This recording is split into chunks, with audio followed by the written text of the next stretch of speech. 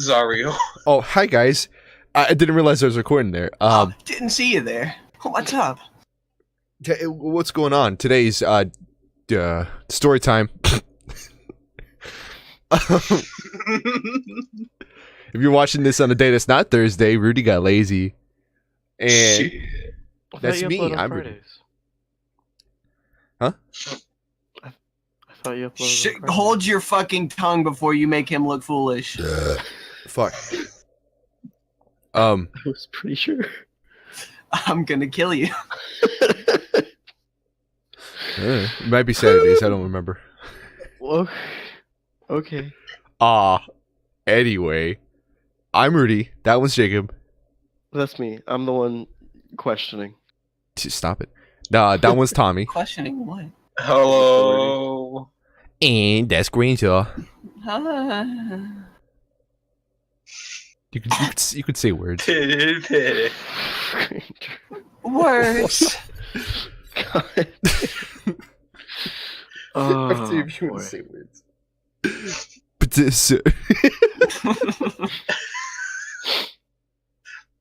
Alright, cut the bullshit, because last time it was like fucking 15 minutes.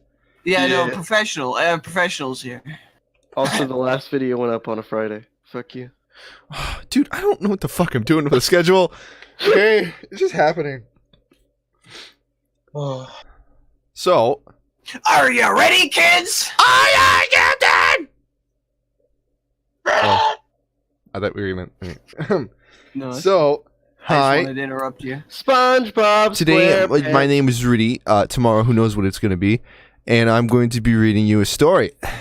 You And legally changing your name tomorrow? I don't know, probably. Fucking. Uh-huh. I should change some names. Call back. There's something nobody knows. Yeah, no. But I us. think that one. Excuse Today's story is called The Polar Train. We can't afford the rights to the other one. So, without further ado, let's go ahead and get started here. Start. It was a dark and cold Christmas Eve. A neighborhood of mansions known as the Pompous Dickhead Village, set quietly in the white snowscape. All mansions looked the same. Same Christmas lights, same colored bricks. That's racist. What? What's race? What? You're saying that you're generalizing them as racist. Can't do that. Mansions, not all mansions. Hashtag. But they look the same. This is just a mansion, dude. That was commentary. Okay, That's it's all I 2018, I guess, my bad. Different colored mansions that are all accepted in this community. Thank you. Much better.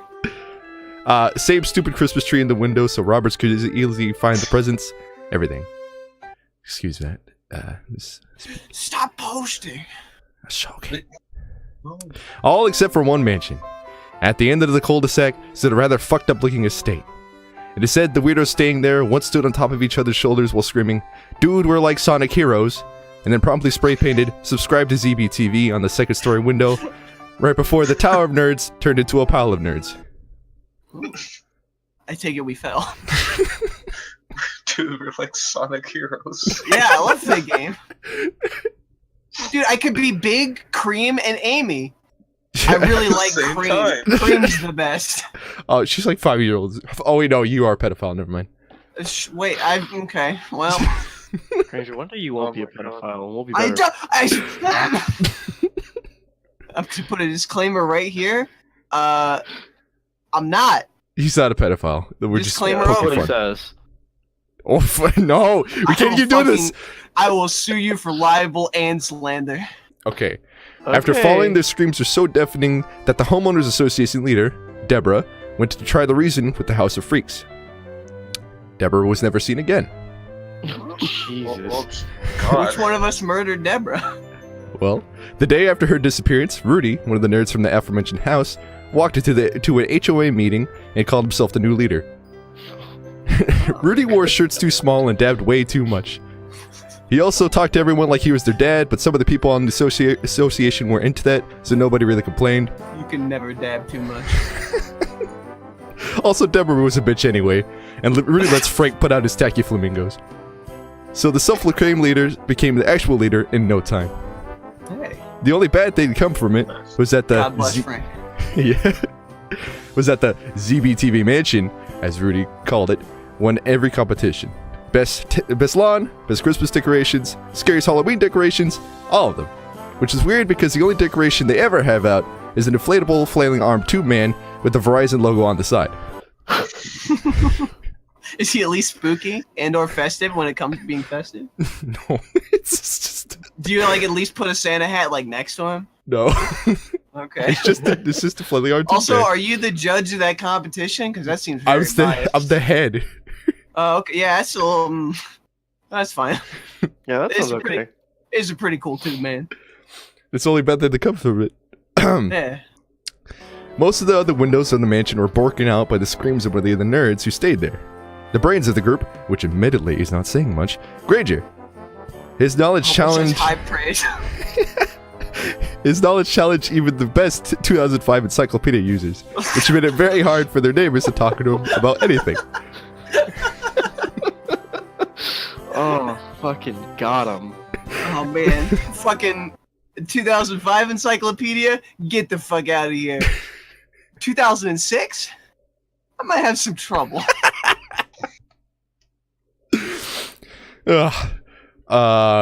Which made it very hard for his neighbors to talk to him about anything.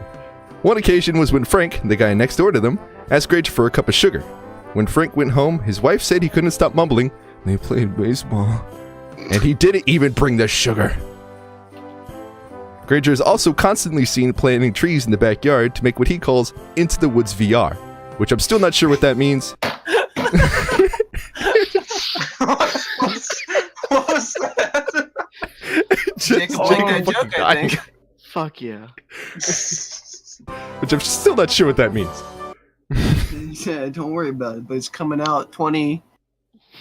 20. Yeah. The year 20. The year 20. Alright, Hey, I'll keep that on the schedule. the year 20. Oh fuck, that's way too far from now. Oh, that's the third coming of Christ. Oh man. How many times did he come? 3 times. Shit. Twice so far. 4. Oh. Granger basically wears a uniform of a red beanie and flannel shirts. All while carrying around his axe everywhere he goes. At times, Granger will even randomly chop down one of the neighbor's trees despite having a backyard full of them. Do I wear pants? You do. I knew you would ask that. Okay. You do. Okay. I mean, I'd be okay with just the fucking the flannel shirt and the beanie, but I'll take pants. You better And fucking it's put cold pants on. outside. Many arrow targets are also set up in front of the mansion. Dozens of missed arrows were lodged in the side of each of the next door houses. This of course was done by the muscle of the group. All the neighbors assume his name is Dogfucker because that's all his friends ever call him. They're most of the time punched in the face right after that, so we can assume that's probably not his name. But seeing everything else that's coming out of that mansion, it's safe to assume that's probably true. What? Huh? He's Don't- gonna be dog fucking for the rest of the story. Dogfucker. God. Wait, I just looked it up. His name is Jacob. Well, Oh. Jacob wears incredibly expensive jackets, even in the summer. The hood is always up as well. And despite looking intimidating, the neighbors tend to favor him, as he is basically the go-to for dog sitting. Which, come to think of it, I want to use his services if I were you, on account of that nickname. And lastly, wait, were you gonna say something? I just said I hate you. Well, I'm so sorry. I wrote this like a week ago. no. the at least the beginning part. Great. I'm sorry. So I had that much time to change it, but I didn't feel like it. Life is Forgive pain me. he hates. I like it. I know you Of would. course you did. And lastly, there was one more weirdo that stayed in that clown house. Written apologies are sent daily to everyone in the cul-de-sac, and all of them were signed Tommy. Tommy is probably the most normal out of the bunch. That being said, he still makes weird noises, but who can really blame him? I'd probably do the same if I had to deal with what's going on in that house. I make weird noises. Well, he's Hey, probably a furry, but that's alright, I guess. Better than what his Tommy. friends are really up to. How much time do you spend writing apologies every day? At least 13 dozen seconds. Are they all personalized, or they just say "I'm sorry" and that's it? Yeah, but I also use like the giant postcard size things for each of them. Wow. I'm very personalized, I guess. Unless it's a very big "I'm sorry." Nah, it's like in the corner, kind of. Oh. It's off center too. I'm You're sorry. wasting paper. That's fine. Continue. You got Back to plenty the of trees. Don't worry. Yeah, I'm planting them all. Don't you Uh, fucking dare cut them down, though. I'm working on he's that. somewhat of a shut-in, but he does come out for two things: taking out the trash and grocery shopping. Taking out the trash is normally accompanied with random shrieks because bugs tend to attract him. And when he goes to the grocery store, he without fail calls himself a piece of shit every single time he's checking out. Anyway, this isn't about the group's daily behavior. This story is about one particular night. It was the dark and cold Christmas Eve, described earlier, and everything was so quiet that if you dropped the needle, you'd feel pretty stupid, because you just dropped the needle on a carpeted floor. It was the dead of night, around 11 p.m., when suddenly a loud train horn could be heard blaring through the neighborhood. The entire ZBTV mansion was weirdly... Excuse me? That was a train one. Oh. You make any more fucking sound effects in my goddamn stories! It's a This is weird Carl ass train. Winslow's stories. Nobody knows who Carl Winslow is. I know who Carl Winslow is. Yeah, but nobody else does. The winds aren't high, at least. Dang. Fucking continue story. Could be heard blaring through the neighborhood. The entire ZBTV mansion was really awoken by the train's mighty horn. Tommy got up and nervously walked through a mess of empty plastic bottles and used tissues. He stumbled his way through his door and saw his friends were up with him, all wading through their own personalized piles of filth. Granger threw dictionaries, Rudy threw as seen on TV products that are useless, Jacob threw broken bowstrings and snapped arrows. All four of them had to fight their doors closed and then stared at each other in the hallway, all of them armed with some sort of weapon. Rudy with a shotgun, Granger with his axe. What's that? Are we gonna fight the train? We'll see. Rudy with a shotgun, Granger with his axe, Jacob with his bow, and Tommy with the large and possibly lethal dildo. Silently, I knew you'd say ooh. I knew it from whenever I wrote that. Ooh. Oh. That's the sound I make when I use it. Okay. I don't But it's actually- possibly lethal. What? It's large and possibly lethal. Yeah, you're right. You're right. Maybe don't use that one. The noise I actually make is Whoa. I'm scared again. because I'm in sicko mode. They don't get any of these. We should No. we should not talk to each other before we start recording. That's fine. That's fine. Inside joke. Who's she? Yeah, exactly. Silently, they went to see what had given them such a sudden wake-up call. Down the stairs and towards the door, they could make out something in the front of the mansion. Through one of the broken windows, the quartet saw a colossal train sitting in the cul-de-sac. The boys wrestled with their snow boots and trudged their way outside, their pajamas and robes barely fending off the cold air. Jacob, Tommy, Granger, and Rudy walked all the way up to the train and started investigating. Rudy poked the train with the barrel of his shotgun. Jacob picked up some snow and licked it to track where it came from. Granger chopped down the neighbor's expensive cypress. What? Yeah. How does that investigate? Yes, I don't know. Okay. You're not I've got investigating. some That's the mean point. firewood, though. You might need it later. I might need this for my new game. And Tommy asked the train conductor what this was all about. Oh. Well, The conductor was simply standing right outside one of the train cars. Why? This is a Polar Express.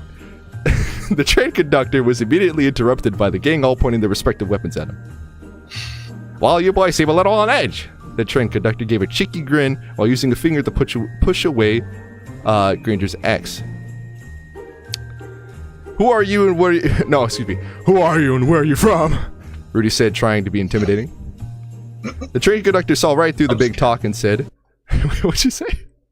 I was saying I'm scared. Oh shit, dude. I'd be intimidated. Thank you. Saw right through the big talk and said, I'm the conductor, and I'm from the North Pole. Granger spoke up. The conductor? What a stupid fucking name. I think this guy's crazy. Nico now. No. Wait, no. I think this guy's crazy. Jacob said, drawing an arrow aimed at the conductor's head. No, hold on! I can prove it! He pulled out a small jingle bell and gave it a shake. Complete silence. The group minus Tommy pushed their weapons closer than before to the conductor's head. Tommy broke the silence. It's a bell. I don't get it. Everyone turned their attention to Tommy. You heard a ring? Rudy asked, raising an eyebrow. Yeah, it's a nice bell. Rudy cocked his shotgun and said, okay, what kind of operation are you running here? Oh. He believes, the conductor said, ignoring Rudy. Hold on. What? Does that mean all three of us are the little boy? Because we don't believe? No, we're fucking adults. Tommy is just a whimsical small child.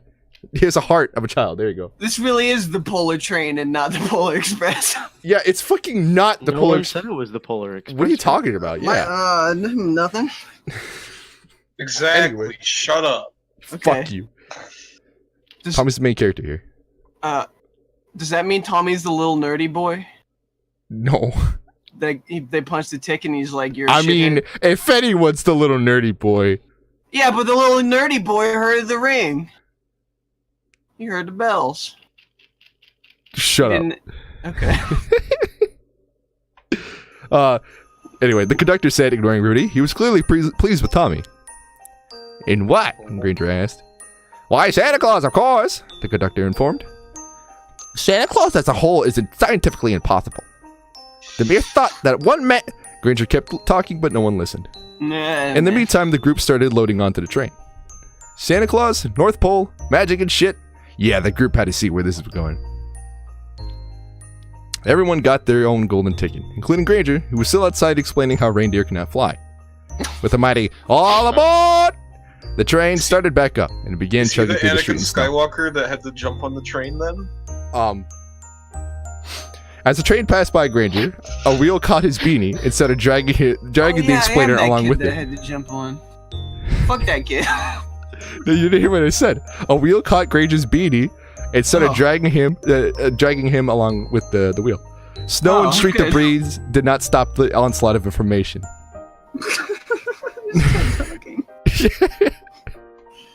Hell yeah. On the inside of the cabin, Rudy, Jacob, and Tommy walked through the aisles of children attempting to find a seat. I think we may be a little too old for this, Tommy said, surveying the elementary school scene. Nah, we're fine, Rudy said, pushing a child out of the way. A few more steps and the trio found an empty booth perfect for all four of... Hey, wait a minute, where's Granger? Jacob asked, looking around. Hey, he'll turn up, Rudy said, having a seat in the claimed booth. Just then, the train hit a bump, and the force was enough to kick up the wheel Granger was attached to. This caused Granger to smash through a nearby window, landing perfectly in the seat right next to Rudy. And I'm dead. And that's all I have to say about that, Granger said, having finished his... How convenient. Granger said, having finished reciting his 12-page essay about Santa Claus not existing. See? Rudy said with a shrug. But he does exist, Tommy exclaimed. Nearby children looked over to back up Tommy.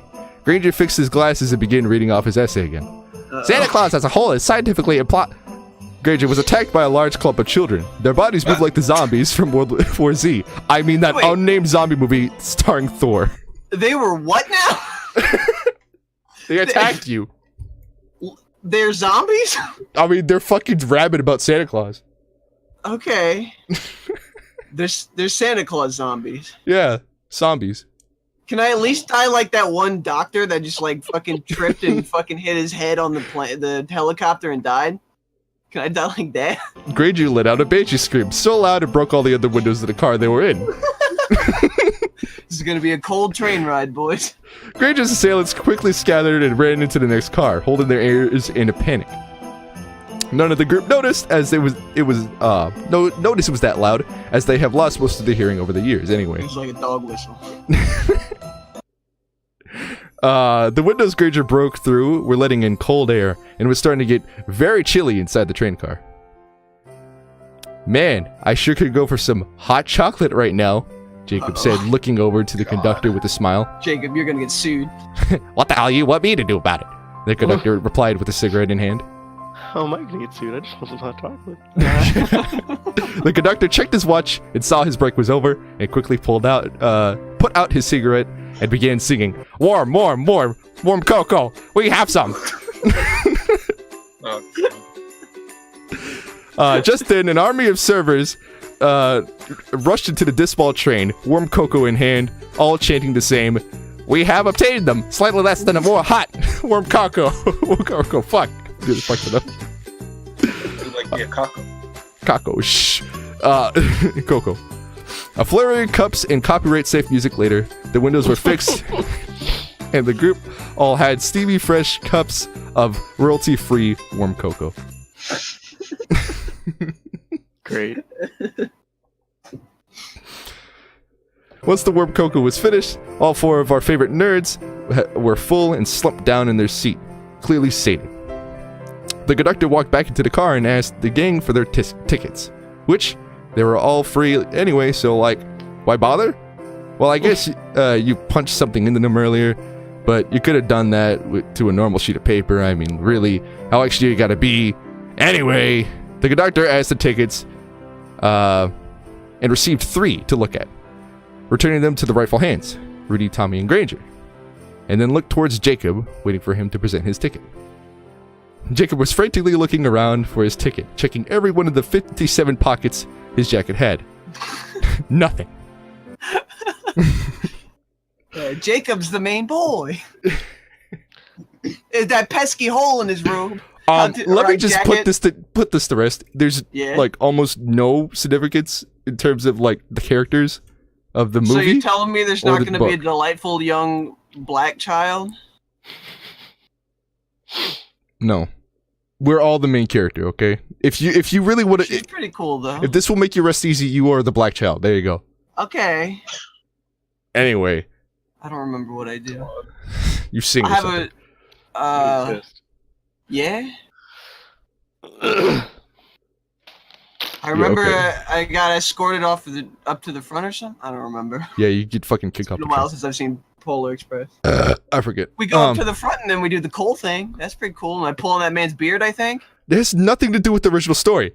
Anyway, Okay. the train conductor looked furious, a vein pulsing with red-hot blood on the side of his head. "No ticket, no ride!" The cranky conductor muttered in between deep breaths. Tommy slowly tried to hand the conductor a written apology, but the conductor didn't want it, so Tommy's hand slowly lowered in shame. Oh, he could have my Try, ticket. Tommy. I'll just walk home, Tommy said, holding the ticket in a shaky hand. Nah, we don't have to worry so about. Tommy's the black child. Sure. I fucking nobody's dead. This is a water break time.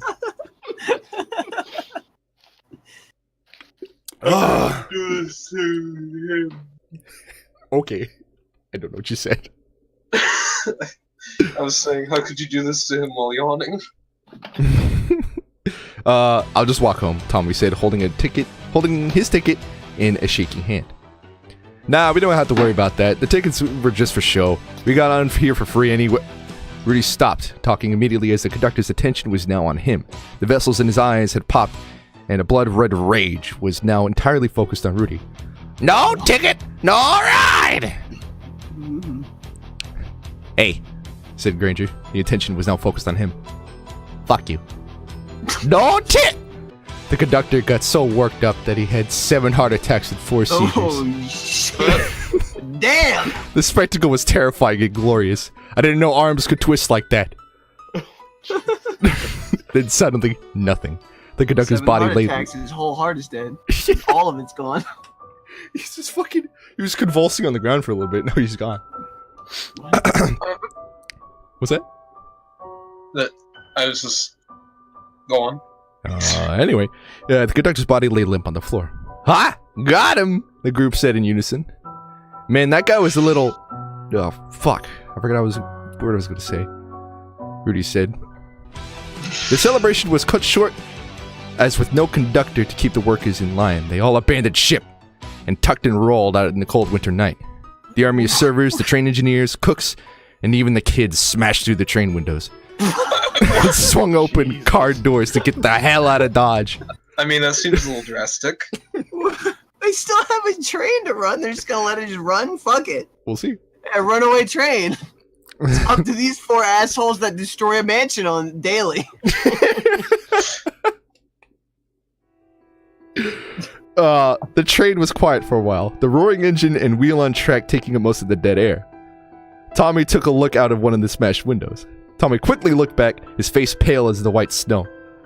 "What's the matter? You look like you saw Nico," Rudy said with a chuckle. Rudy made his way over to the window and looked out of it and screamed, "Holy fuck!" There was a shocking leap of the train. The entire locomotive seemed to lift off the ground. Oh. Apparently the train had been going up a mountain for a while. No. The sudden loss of passengers meant the train was going much faster than before. The rail line bent and gave out into the force of the engine and was now plummeting into the cold air. The quartet were now in zero gravity. They were all floating in the train car. Tommy's laugh flashed before his eyes. What? We're going fast. Yeah, I mean, we're falling right now from the top of the mountain. Zero gravity. Okay. Tommy's life flashed before his eyes. Granger clenched Jacob tightly, and Rudy's head was still out the window. The dark tundra slowly became brighter, almost bright as day. The train was falling towards some sort of light source. Suddenly, boom! The train hit some sort of sloped ground and began rolling again. Rudy finally woke up from being slammed into the back of the head by the window frame and promptly began screaming as the newfound scenery before him. Lights, holly, and the fucking works. Elves? Yeah. All a blur as the train was going at a steep angle downhill at incredibly dangerous speeds. Jacob pulled Rudy out of the window frame and slumped his dazed body in a nearby seat. Quickly, the trio of Jacob, Granger, and Tommy rushed through empty cars to get to the front of the train. There they saw the carnage of Christmas trees, garland, and some elves getting chewed up to bits by the mighty grill of the train. Fuck. Finally, out of the Christmas carnage, after the Christmas carnage, the train hit one last thud. This one sent the group forward. Jacob, Tommy, and Granger were all in a daze on the floor of the engine room. Rudy bust in through the door in a frantic manner. "Guys, I just remembered the word I couldn't remember." That was not the way I wrote it. "Guys, I just thought of the word I couldn't remember. It was bitch." "We're alive? Alive!" Tommy screamed, filling himself to make sure he was still solid. Granger was in a fetal position and Jacob was clung to the ceiling like a cat. What? Shit.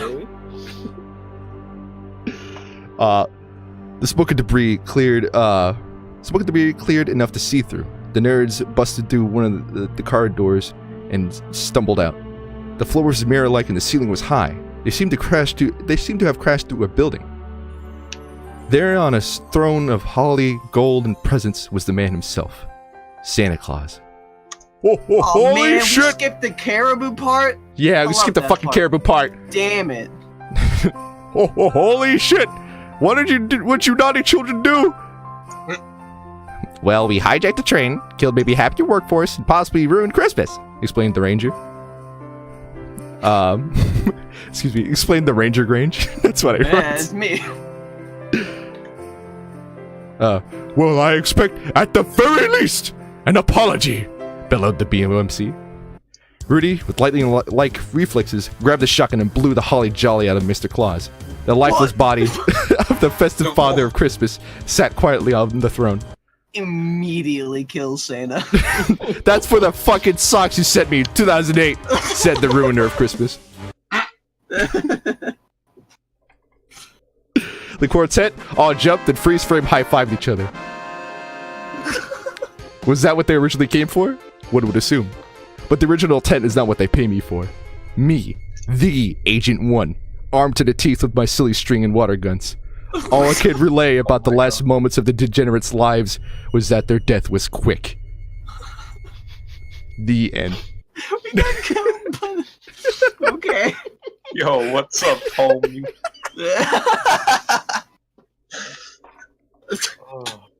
Also, Rudy, didn't you learn your lesson from the last story about not, liking Christmas? Why'd you kill Santa? What the heck? He gave me socks in 2008. Okay, you're right. Yeah, but there's like 3 ghosts or some shit. I don't know. I didn't give a dang it about that. Yeah, you're right. Good.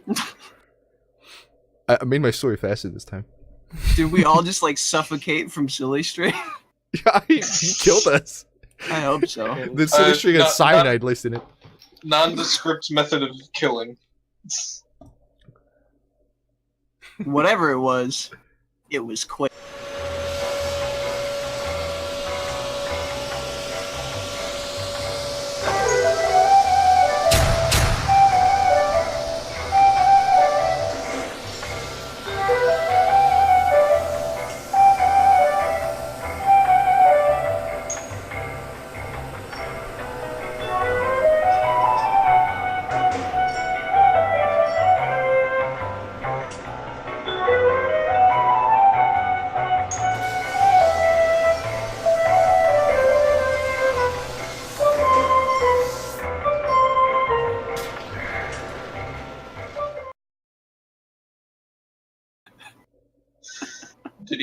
Did he use the silly string from his nipples? Did he also make that same face? Yes. All the above. He did the exact thing on us and we're dead. How come the cops didn't die when he did it to them? What the fuck? They didn't kill Santa Claus. Hold on. For context for people listening, what the fuck was the name of that movie that has the Watch shit? the Santa Trap. The Santa coming Trap. in December 2002. Why, yeah. Please watch the Santa Trap. You get the reference now. Yeah. There you go. You're informed.